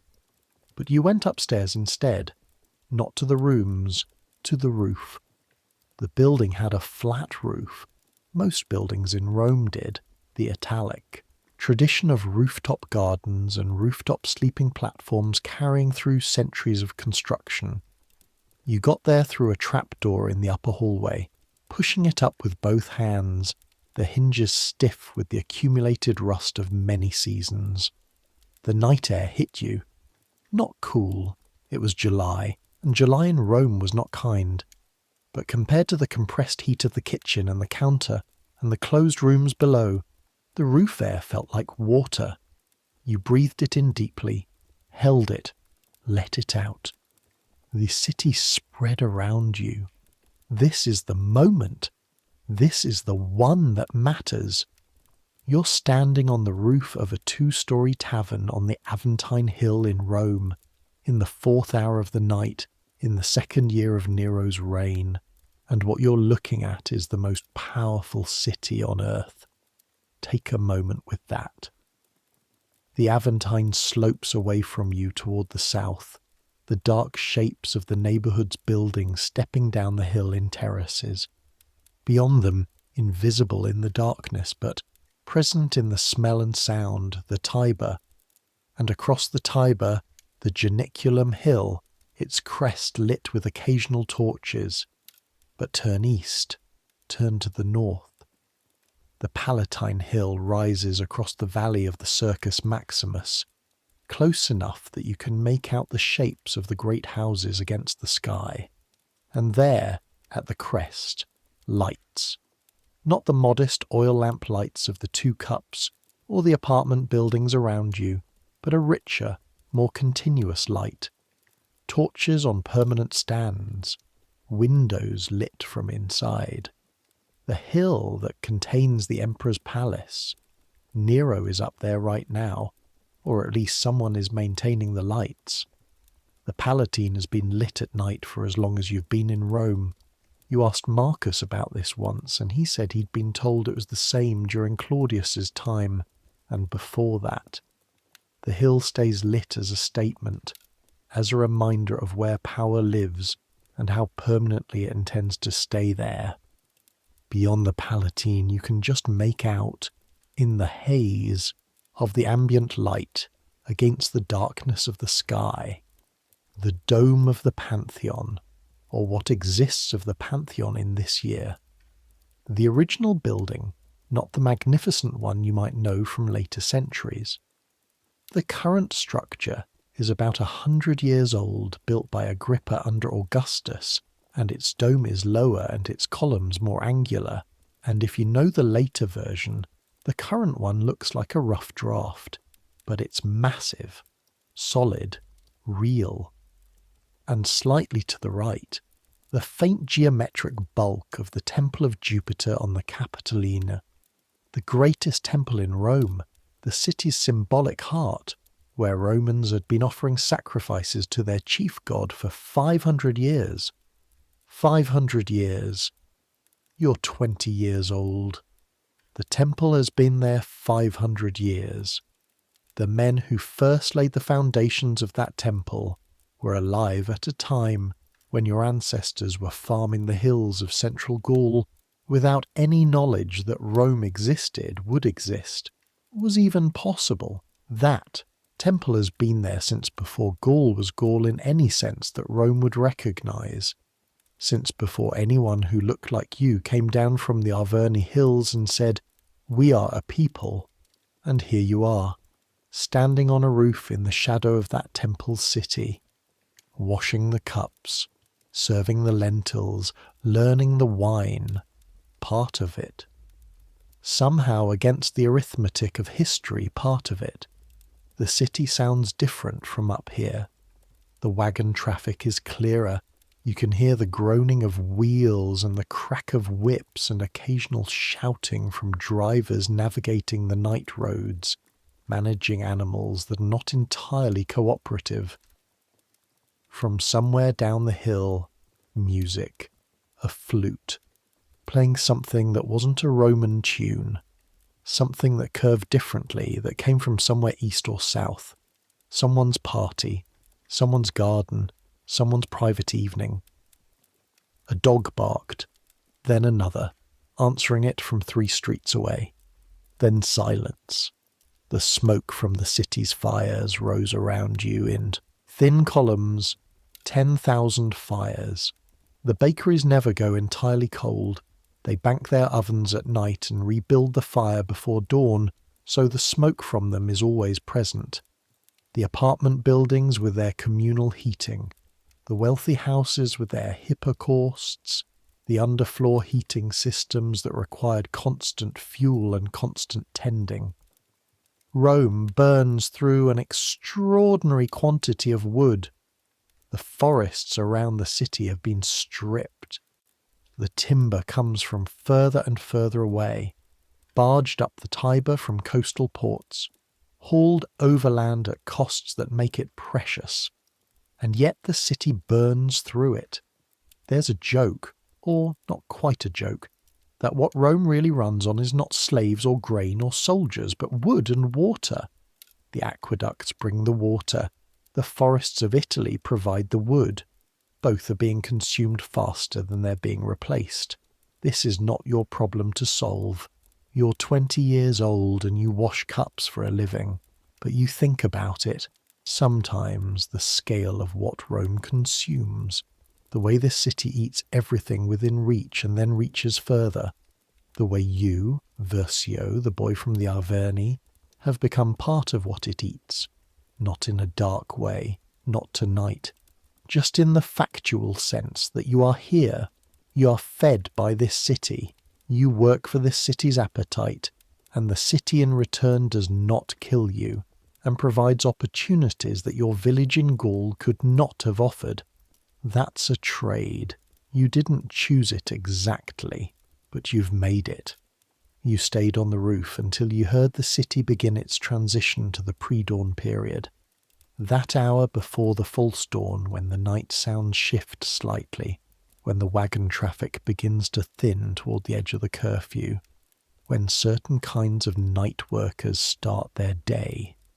The dough makers at the bakeries, the charcoal sellers loading their carts, the flour sellers heading toward the markets with the first cuts of the day. Rome beginning to restart. You went back downstairs. Your mat was where you'd left it. It always was. It was a sleeping mat made of rushes, approximately 4 feet by 6, thick enough to create about an inch of cushioning between your body and the stone floor. On cold nights you supplemented it with your cloak. On summer nights like this one, the cloak was folded and used as a pillow. You took off your sandals and set them against the wall, took off your belt, the leather strap that gathered your working tunic at the waist and provided pockets of a sort, pouches for coins and the small knife you carried, set it on the shelf. The storeroom was dark. The smells were what they always were. The garum, the wine, the herbs that Flavia stored in clay jars on the shelves, the dried fish, the oil, the smell of commerce, the smell of provision, the smell of a building that has been feeding people for many years and intended to continue. You lay down. The roof. Surus walking south in the dark toward the Porta Ostiensis and the road to the sea. Marcus at his ledger, the candle burning lower. Flavia asleep in the kitchen with the efficiency of someone who understood the relationship between rest and work better than most philosophers. The tanner with his lentils that were not hard. Sulpicius and his cudgel men, and the space between them and you that had been a risk and was now not. The vigil's man who had drunk his wine and understood the situation without anyone explaining it. The weaver woman with her raw fingers and her bowl of pulse and her complete lack of interest in anything that didn't concern her. Neas in the corner, sleeping the sleep of a man who had earned his rest in a way that involved, by his account, considerably more violence than most rest involves. All of them moving through the same city, all of them negotiating with it in different ways. Rome, you had come to understand, did not care about you. Not in the way that your village had cared. Not with the specific warm concern of a community that knew your name and your family and the shape of your history. Rome was indifferent in the way that a river is indifferent. It flows where it flows. It floods when it floods. It carries what it carries. The skill was in learning to be what the river could carry. Not fighting it. Not going under. Just learning over months and years where the current ran and where the eddies were and where you could plant your feet and not get swept away. You were learning. The storeroom was dark. Genuinely dark. A darkness without gradient, without the ambient glow that modern cities cast even into their most private corners. There's no light source closer than the candle Marcus was reading by, 2 rooms away, and that cast nothing but the faintest memory of warmth through 2 walls. You lay on your back with your eyes open, not anxious, just awake. The particular wakefulness of someone who's been working hard for 12 hours and whose body is exhausted but whose mind hasn't quite accepted the message. You thought about Surus, not about whether he'd make it. That was out of your hands and always had been. About what he'd looked like at the table in the corner, eating the bread and lentils that Flavia had brought him without being asked. About the way he'd held the bread. Both hands, not the absent one-handed eating of someone at leisure, but the 2-handed grip of someone paying attention to every bite because they weren't certain when the next would come. You knew that grip. You'd eaten like that for 3 days, the 3 days between arriving in Rome and finding the 2 cups. The days when the money was running out and the city was incomprehensible, and the dead man's letter was paper and nothing else. 40 words of Latin and the voice of your grandmother in your head saying, as she had said when you left, "Remember that you come from people who stood at Gergovia." Your grandmother, who had never been further than 2 days' walk from the village where she was born. She had meant it as comfort, as ballast, as the thing you could hold on to when the world was large and unkind. You'd held on to it. You'd held on to it through the fever and the dead man's letter, and the cold water of the street fountain, and the first night on Marcus's mat, which had been considerably less comfortable than the current mat because it was a new mat and you didn't know yet how to arrange yourself on it. You'd held on to it through 2 years of lentils and cups and the ache in your lower back and the smell of garum that was now so familiar it felt like your own smell. Like something you'd grown rather than acquired. People who stood at Gergovia. You weren't sure what Gergovia meant in Rome. You weren't sure it meant anything. But in the storeroom, in the dark, with the smell of the kitchen and the distant sound of the city's night, it meant something to you. Not a victory, not a claim, just a fact. A line of connection running backward through time, through your father and his grandfather's grandfather, who had stood on a hill in Gaul and held for 1 day against Caesar's legions, before the legions ultimately won. The legions always ultimately won, but they hadn't won that day, and the day mattered. The day where you hold matters, even if you eventually fall. You were learning to hold. The city outside your walls was doing what it did. Somewhere out there, a man named Surus was walking south on the Ostian road, his sandals on the pavement, his breath coming steady, his eyes ahead. At the 7th milestone there was a shrine to Mercury, the god of travellers and merchants, the god of crossroads and transitions, Whether Surus knew about Mercury, whether the Syrian gods of his childhood had room in them for the Roman pantheon, whether he stopped and made any offering or simply walked past, you didn't know. But you thought about him at that milestone, in the dark, the city behind him getting smaller, the sea ahead of him getting closer. Some things you could not control. You had done what you could, which was tell him about the farmers past the 7th mile who sometimes offered water. A small thing, possibly useless. Possibly the difference between arriving at Ostia with enough strength to find the ship and arriving too dehydrated and exhausted to speak coherently. Small things mattered.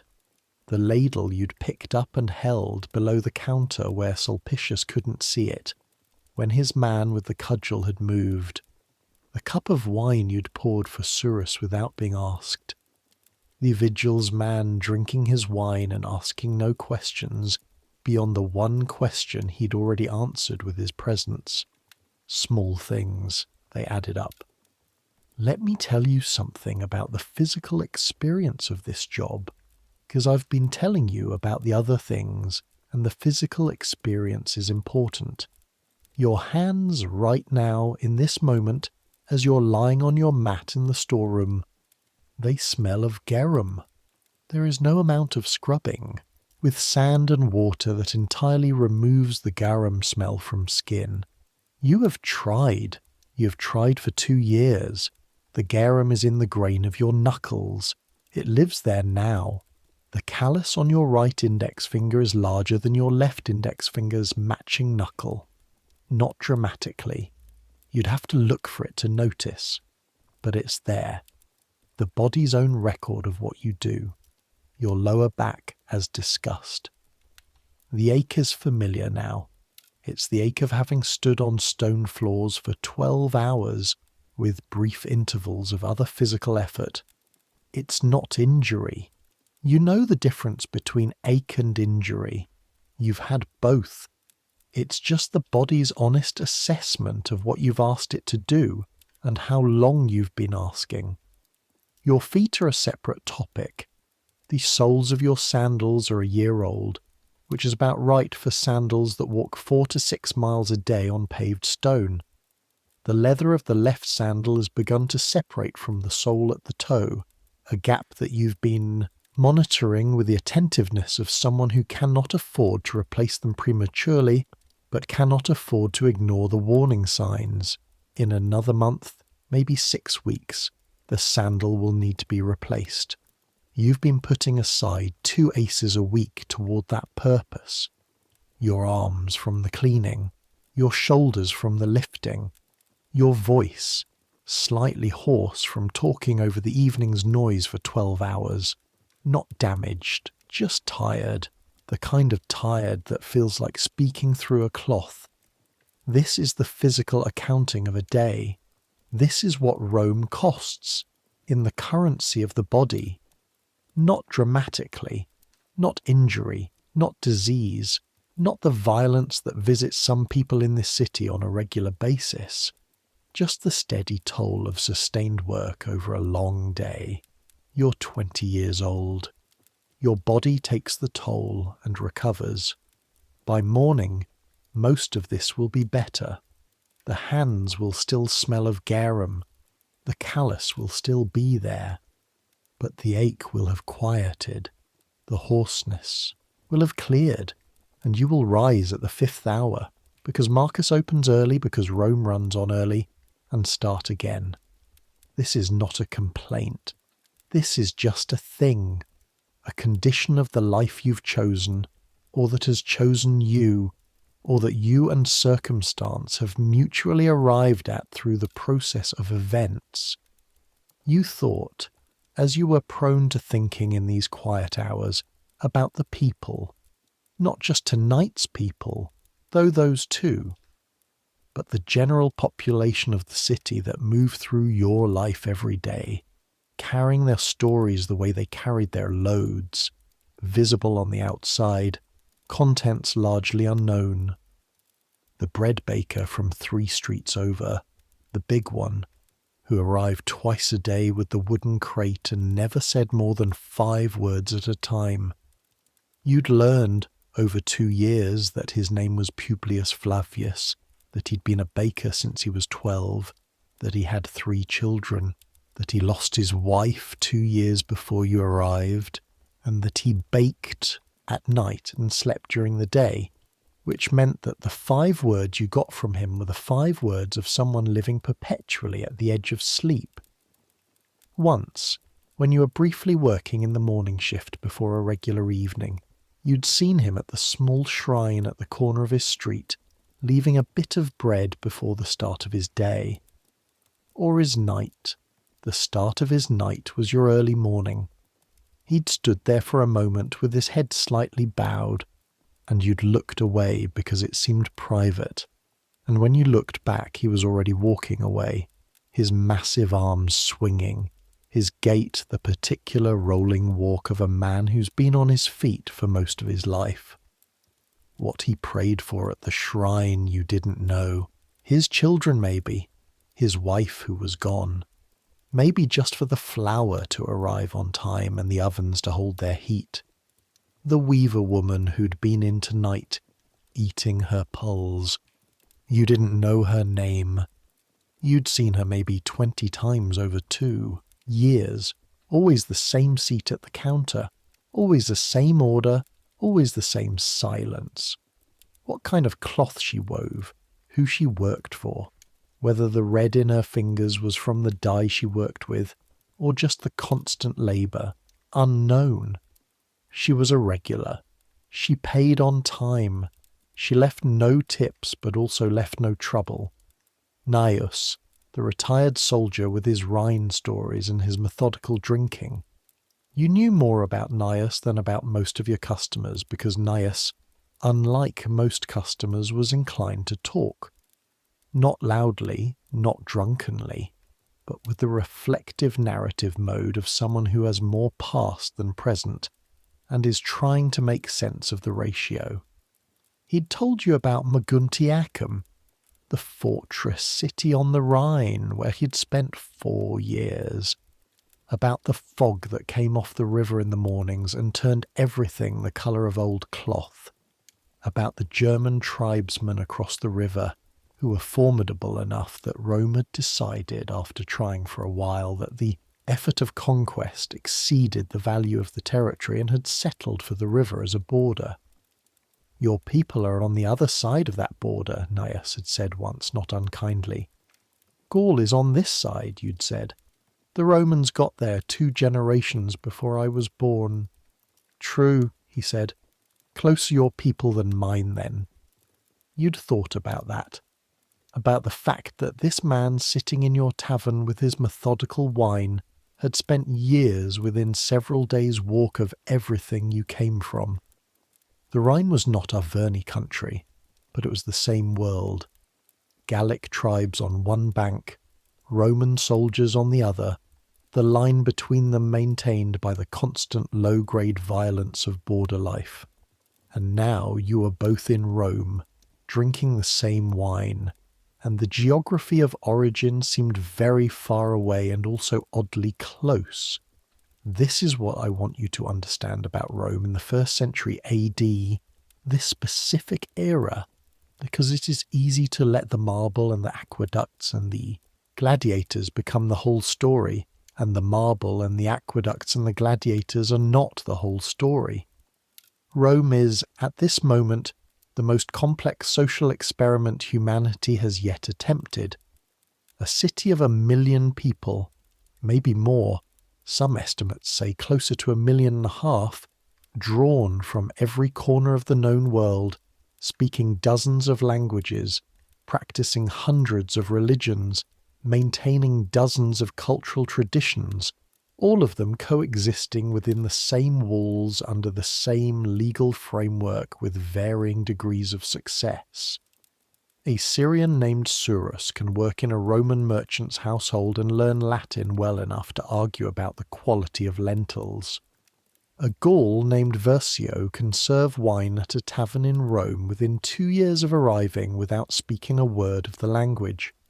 A freed slave named Marcus Cotter can own a business and keep a ledger and pay his debts on time and earn a reputation as someone worth doing commerce with. This is unusual. This is, in the long history of civilizations, genuinely unusual. It doesn't mean Rome was just. It wasn't. The infrastructure of this mixing runs on slavery. The prosperity that builds the temples and fills the coffee houses. There were no coffee houses, but you know what I mean. The prosperity that makes all this complexity possible runs on the labour of millions of enslaved people who have no say in any of it. The social experiment includes that. The marble is partly built from it, but also, the freedmen who built their shops, the daughters of slaves who became physicians, the Gauls and Spaniards and Greeks and Egyptians and Syrians and Britons who came to Rome, some by choice and some by force, and made something in the city that they could not have made at home. This is the contradiction. Rome is brutal and expansive at the same time. It enslaves and it frees. It destroys cultures and also absorbs them. Latin takes words from Greek and Oscan and Gallic and Aramaic, and Roman art copies Greek originals, and Roman religion borrows from everywhere, and the Roman table eats garum from Spain, and fish from the Black Sea, and spices from Arabia, and grain from Egypt. It consumes everything, and in consuming it, it becomes it. You, Versio, Alverni, are being consumed. You know this. You've known it since the first time you caught yourself thinking in Latin rather than translating. Since the first time the smell of garum stopped bothering you. Since the first time you gave a customer the short change and catch eye correction that Marcus had taught you, smooth and automatic, before your brain had consciously registered the count. Being consumed is not only loss, it is also transformation. The boy from Gaul is still in you. He will always be in you. But the person who washes cups at the Addua Sifos, who speaks Latin with an accent that's getting better, who knows which suppliers pad their invoices and how to navigate the Aventine at night, that person is also real, is also you. Is perhaps more useful in practical terms than the boy who stood on the Via Sacra with 40 words in a dead man's letter. The grandmother's voice. People who stood at Gergovia. They stood and fell. And their granddaughter's son came to Rome and learned to serve lentils. Both things can be true at once. The city outside was quieter now. Not silent. Rome was never silent, but quieter. The wagon traffic had thinned toward the pre-dawn pause. The taverns along the street had mostly closed. The particular variety of noise that marks a district in full commercial activity had settled into something closer to the city's resting state. Somewhere, a cat. Cats in Rome were abundant, semi-tame, functional. They controlled the grain stores and the tavern storerooms and the bakery floors, doing the pest management work that kept the city's food supply from being eaten by the city's rodents before the city's people could get to it. The cats were not owned exactly. They were associated with buildings, the way graffiti was associated with walls. There, present, part of the texture of the place. There was a cat that visited the Two Cups most nights, entering and leaving through a gap in the back wall that you'd identified but never sealed because the cat's presence in the storeroom corresponded exactly with a marked reduction in the scratching sounds that otherwise occupied the walls in the small hours. You didn't know the cat's name. It didn't have one. You didn't feed it deliberately, but you also didn't kick it out when you found it sleeping in the corner of the storeroom, which happened occasionally. Right now you could hear it somewhere near the kitchen, a soft sound, efficient in the dark. Your eyes were adjusting to the dark the way eyes eventually do when the dark is complete and stable. Not seeing exactly, but developing a sense of space. The shelf with your belongings, the floor. The door to the kitchen slightly lighter than the surrounding wall because of the tiny gap at its base. The smell of everything. This was your corner of Rome. This 12-foot by 12-foot storeroom with its rush mat and its shelf and its accumulated smells was the place that was more yours than anywhere else in this city. More yours than the street, which belonged to everyone and no one. More yours than the counter, which belonged to Marcus's business. This room, this mat, this specific configuration of smells. Your father's house in the Arverni territory was larger. It had a hearth in the centre and a smoke hole above it, and the smell of horses from the stable that shared one wall. And in summer the smell of the wheat fields came through the windows, and in winter the smell of the stored grain was everywhere. It was a house with a history. Your grandfather had built it, or the part of it that your father remembered being built, and the older part had been built before that by someone you were told about but never met. You thought of it sometimes, not with longing exactly, with recognition. The way you recognize someone you knew well but haven't seen in a while, when you see them after years, familiar but changed, carrying the weight of the time between. Home was where you came from. This was where you were. Both were real. The candle in Marcus's workroom went out sometime in the 5th hour of the night. You heard it. Not the candle going out, but the sound of Marcus moving, the quiet scrape of the stool, his footsteps on the floor above as he went to his room. The building settling back into its nighttime self. The full stillness came. Not silence. The city was never silent, but a stillness, a quality of reduced activity, a sense of the building exhaling. The storeroom, the kitchen, the front room of the tavern with its clean counter and its stacked cups and its emptied pots. All of it at rest. Tomorrow it would start again. The bread delivery at the 2nd hour of the morning. The opening of the shutters at the 4th hour, the first customers of the day trickling in with their early morning hunger and their urgent small cups of wine. The preparation of the pots. Flavia at the hearth, her sleeves rolled, moving through the kitchen with the economy of motion that came from 40 years of professional cooking. The lunch rush, the steady progression of the afternoon, the evening, the closing, the same as today, the same as yesterday, the same as all the days behind and all the days ahead. But not exactly the same. Every day had Surus in it, or someone like him. Every day had its moment where the decision was small and the stakes were larger than the size of the decision. Every day had its tanner with his lentils that were not hard, its merchant with his cudgels, its vigils man who drank his wine and understood the situation. Every day asked you to be the person you were becoming, a little more completely than the day before. Let your eyes stay closed. They're already heavy. They've been heavy for a while through the last few pages, through the last few thoughts. The mind is doing what the mind does at the end of a long day, which is sort through the day's contents and put them away in the order they'll need to be retrieved tomorrow. And that process is the most natural sleep-inducing activity there is. You're lying on a rush mat in a storeroom in the Aventine district of Rome in July, in the 2nd year of Nero's reign. The city is breathing around you. The cat has settled somewhere near the kitchen door and is doing the slow breathing of a sleeping animal, the particular depth and ease of it.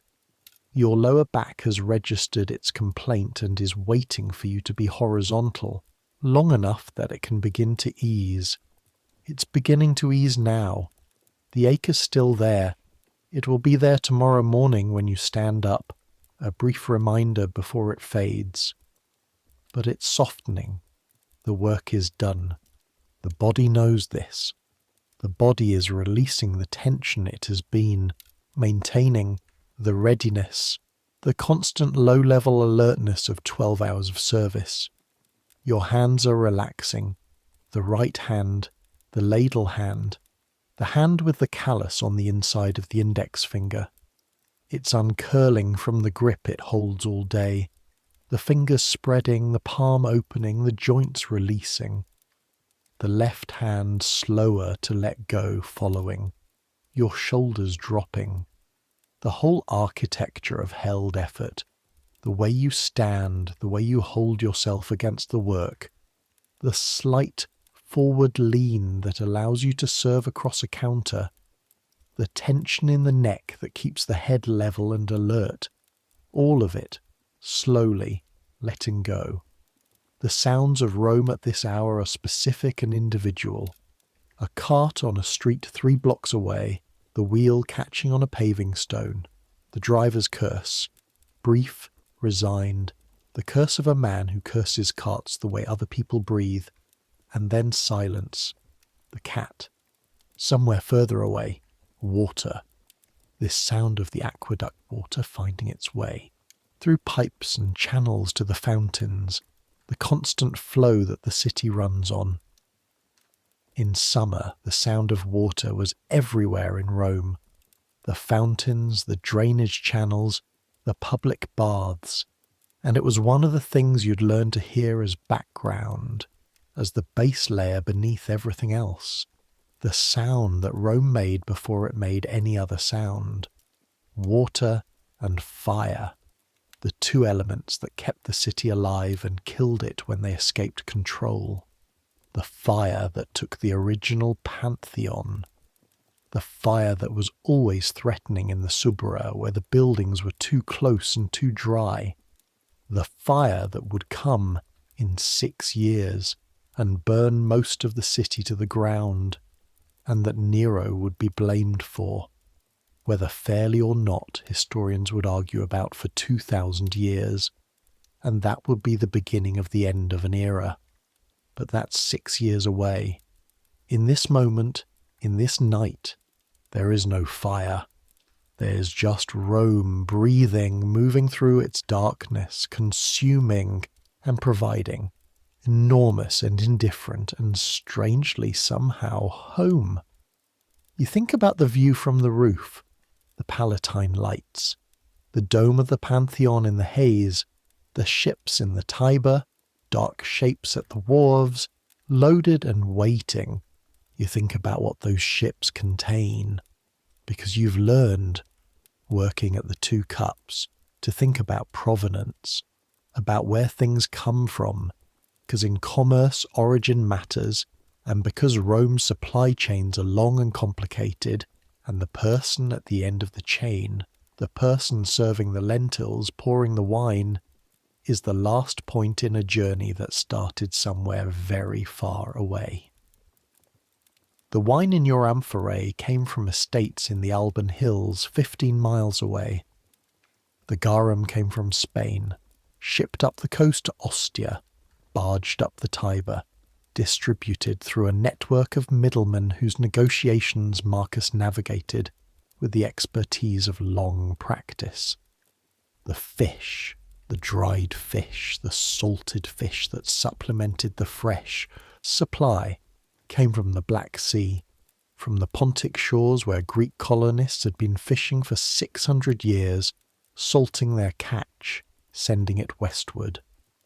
The grain for the bread came from Egypt, from the Nile Delta, from fields that had been feeding cities for 3,000 years before Rome existed. Every loaf of bread in Rome was Egypt in some form.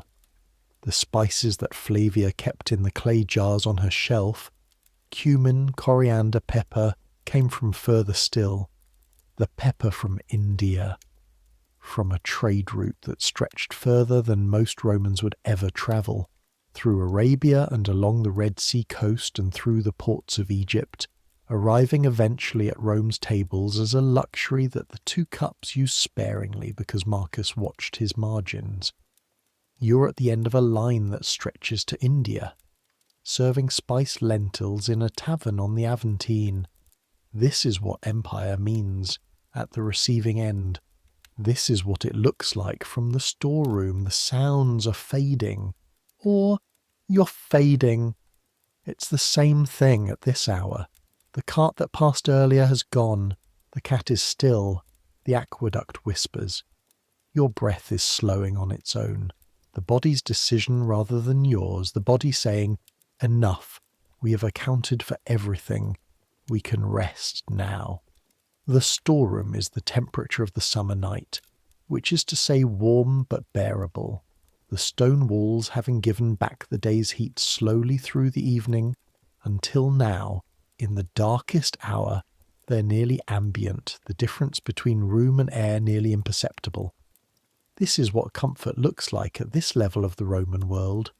Not luxury, functionality, a roof, warmth enough, food enough, safety in this specific night, maintained. More than some people have. Enough. Think about Surus walking south. The 7th milestone coming up. The shrine to Mercury. The dark fields on either side of the road. The smell of cut hay. The sound of his own footsteps on the stone. Each step taking him further. From Sulpicius and his cudgel men. Each step taking him closer to the ship, the captain, the sea. Each step is its own small choosing. That's all any of it is. Small choosings, one after another, in the dark. Think about Marcus, asleep above you. The man who painted the cups on the wall at 52 years old, standing on a ladder, mixing the paint himself, marking the first thing he'd ever owned. Who ran the two cups for 6 years with margins that would make a merchant nervous. Who sat down at a corner table with a frightened young man and asked no questions he didn't need to ask and answered the ones that mattered. Who had stood outside a door once with 70 sesterces and not known how to get from the Palatine to the Tiber. Who had built something, a small thing, a tavern, a reputation for paying on time.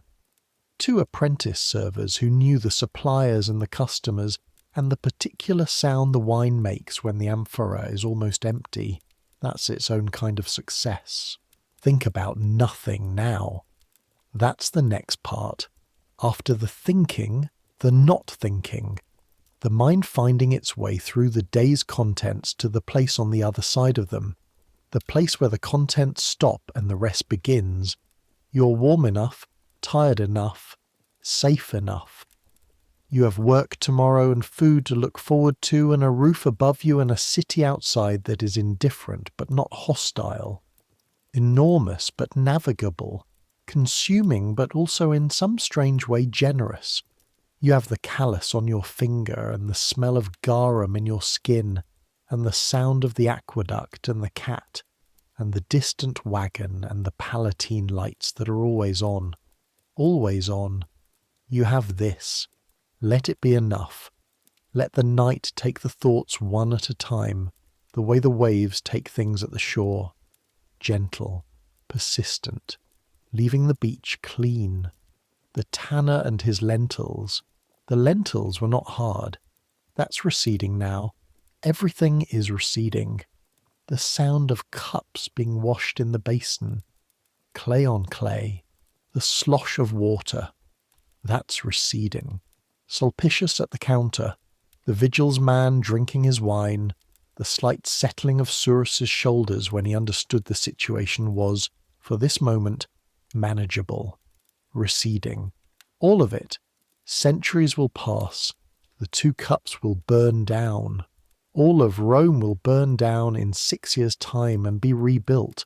The Aventine will change until it doesn't look like this anymore. The streets will be paved differently and the buildings will go up and come down and the language will shift so gradually that Latin becomes Italian. by a process so slow that nobody notices until it's done. The aqueducts will eventually stop working when the engineering knowledge to maintain them is lost. The fountains will go dry. Rome will shrink from 1 million people to 20,000, a ghost city living in the ruins of its own ambition, until centuries later it begins to rebuild. The garum will stop. The particular smell of Rome, the fish sauce base note of everything, will disappear into the past, into the gap between what was normal and what is remembered, the way a smell that defines a place vanishes when the place changes and nobody remembers quite what it was. The Palatine lights will go out eventually, but people will still come to Rome. They still do. They walk the same hills and look at the same curve of the Tiber and feel the same scale. They eat in restaurants in the same neighbourhoods, and the restaurants' counters are different materials now, but the function is the same human arrangement of food and warmth and a roof and other people navigating the evening together. The human arrangement doesn't change. The need for a place to sit after a long day, the hot food, the wine cut with water or not as you prefer, the noise and the company and the quiet corner if company is too much. That's old. That's old enough to have no beginning anyone can point to. And tonight, in this specific night in July in 62 AD, you are inside it. Inside the oldest, most human of arrangements. Warm, fed, safe enough. Let your breath slow. Let the storeroom be what it is. Let the city breathe outside your walls. You've earned this. Your hands have earned it. Your feet have earned it. Your back, which had opinions, has earned its rest, and is receiving it now, slowly, the ache releasing into the mat beneath you, the mat taking it, the stone floor below the mat taking it, the building settling.